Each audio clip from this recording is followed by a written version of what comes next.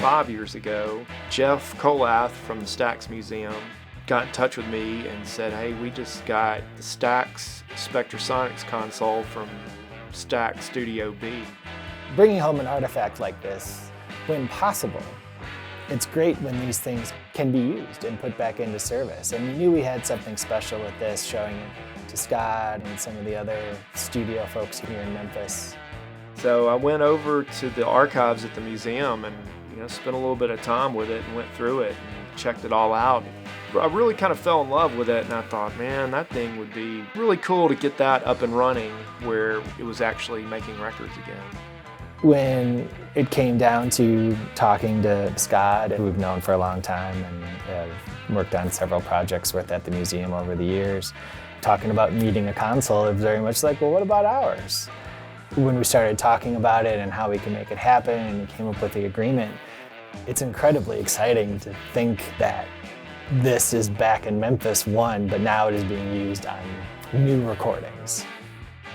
I'm very thrilled that I'm sitting here at this board right now. It's just a great sounding board. It's got its own, it's almost like one of Sam's artists or one of Jim Stewart's artists or something. It's got its own sound. I almost think everyone who's ever recorded through it kind of like left a little bit of their audio DNA in it. And I think when you're running your signal through it, I think you're picking up a little bit of those molecules that went through it before. You got a great sound in there. I think we did the Breakdown by Rufus Thomas there. I know we did The Look of Love there. And we did I Stand Accused there. Mm-hmm. Son of Chef. Right. And we also did that on the board in Studio B. I did Little Milton there. The group Black Oak, Arkansas. They would cut there. Bonnie Bramlett. Well, we did do some Albert King stuff in Studio B too. Mm-hmm. Yeah. You got an iconic board in an iconic studio. This board is just like if you were in the NFL and you drafted the best player, you know what I mean? This thing's sitting here now and it's ready to go, and it gets a great sound. It's got such a great bottom end to it.